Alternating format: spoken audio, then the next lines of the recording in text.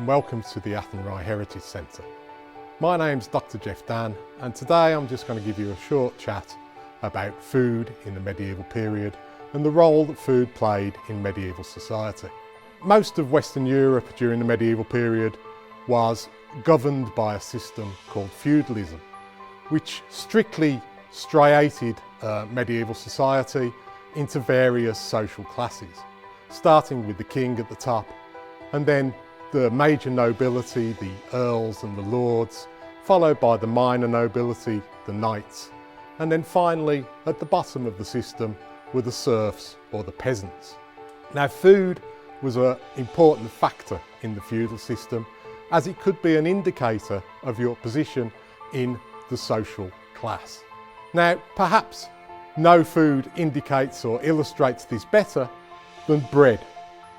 Now, bread was the staple of most people's diet during the medieval period, but the type of bread that you ate would depend on your social class. The peasants, for example, the serfs, would eat roughly ground bread that was made from grains such as barley and rye. And then, as you go up the social classes, you would find more wheat bread, more white bread, and more finely ground flours. Now, as I say, bread was the staple, particularly of the peasants' diet. They could buy themselves flour and make the dough in their own houses, but they would be unlikely to have ovens to make bread themselves. And so they would often have to pay bakers to bake the bread in the baker's oven. Or, alternatively, they could go to the market and they could buy bread directly from the baker. One problem with this, of course, is especially with the cheaper breads, bakers were not unknown to try and make greater profit by adding things to their flour to bulk out the flour so that they could make more money. They might throw in chalk dust or sawdust or handfuls of gravel even.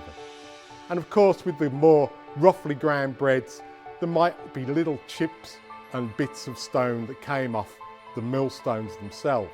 So many medieval peasants would have broken and chipped teeth because they would bite into their loaf of bread and break their teeth on the stones that were inside it. Now, other things that medieval peasants might eat, of course, would be vegetables. They would have a small plot of land that was given to them by their noble lord, which they would pay rent on, but the rest of the food that they grew would be for themselves. So they would eat things like onions, turnips, cabbage, all these sorts of things that they could grow on their small strip of land. If they were lucky, they might have access to milk. And if they had access to milk, they could make butter, they could make cheese, and they could drink it. Now, the trouble with cheeses is that they were made from unpasteurised milk. And so, particularly with hard cheeses, if they were stored for any length of time, they were liable to be filled with maggots or weevils, which the people would then eat because the maggots would actually taste of cheese. Now, for your peasant, cheese, vegetables and bread would be the staples. If they were lucky and they lived on a water source, they might be able to fish and catch shellfish and things like that if they lived on the coast. But in a walled town like Athenry, the type of fish that you could eat would be strictly limited. If you were lucky enough to find and catch a trout or perhaps even a salmon, these would have to be presented to the noble lord. The peasants would not be allowed to eat them. Now, they might be able to forage as well in the hedgerows and the woods, find mushrooms, berries, that sort of thing. As far as meat goes, peasants probably would only eat meat 2 or 3 times a year on certain feast days. They wouldn't have access to meat in any particular abundance. Now, as you go up the social classes, of course, you find there's a lot greater variety of food. As you get to the nobility, they would eat far more meat. Now, venison was probably the most popular meat amongst the nobility. Even before the Anglo-Normans arrived in the late 12th century, Celtic chieftains would hunt roe deer and things like that through the forests of Ireland. But once the Anglo-Normans got here, they actually cordoned off huge tracts of land, which they called deer parks, where they would hunt deer. And of course, the meat of the deer, venison, would grace the tables of many amongst the nobility. They would also eat wild boar and things like that. Now, as the period develops, you get more variety with the introduction of spices and sugar and things like that. And by the time you get to the Tudor period, Tudor feasts would often feature great centerpieces made out of sugar, which would emphasize the power and wealth of the person throwing the feast. Now, of course, you need something to wash all this food down. Now, for the peasants, that would be beer. They may well drink water, they may well drink milk if they had access to it, although milk was mainly seen as a drink for the young. But the most important drink that most people would drink would be beer.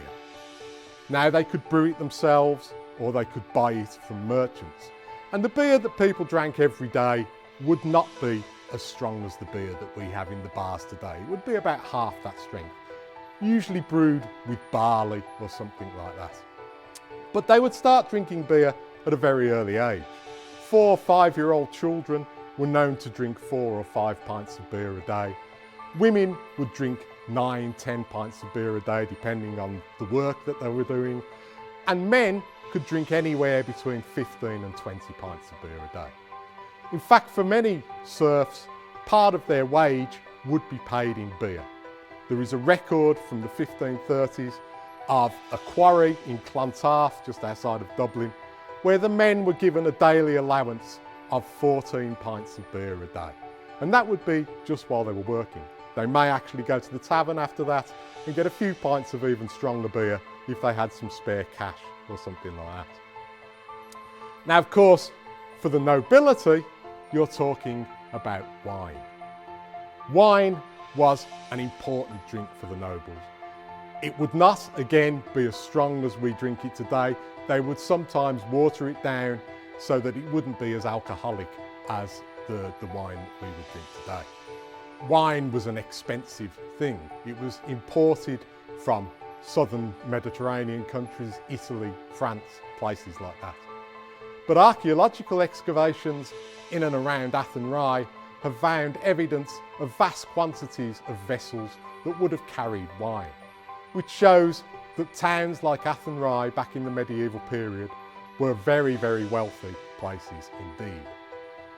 Now, of course, what I'm talking about here is the food and the feudal system that would have operated inside walled towns such as Athenry. Outside of the towns would have been a different matter.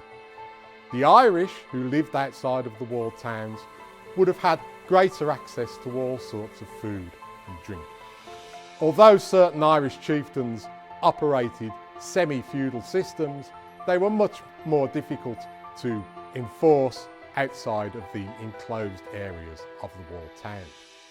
And so the Irish peasantry would have access to the woods, they would be able to hunt, they would also be able to fish and catch salmon and trout and all this sort of thing. But food as an indicator of class was a very vital factor in upholding the feudal system that ruled over much of the UK and Ireland and the rest of Western Europe during most of the medieval period. For more information, you can go to our website at athenryheritagecentre.com.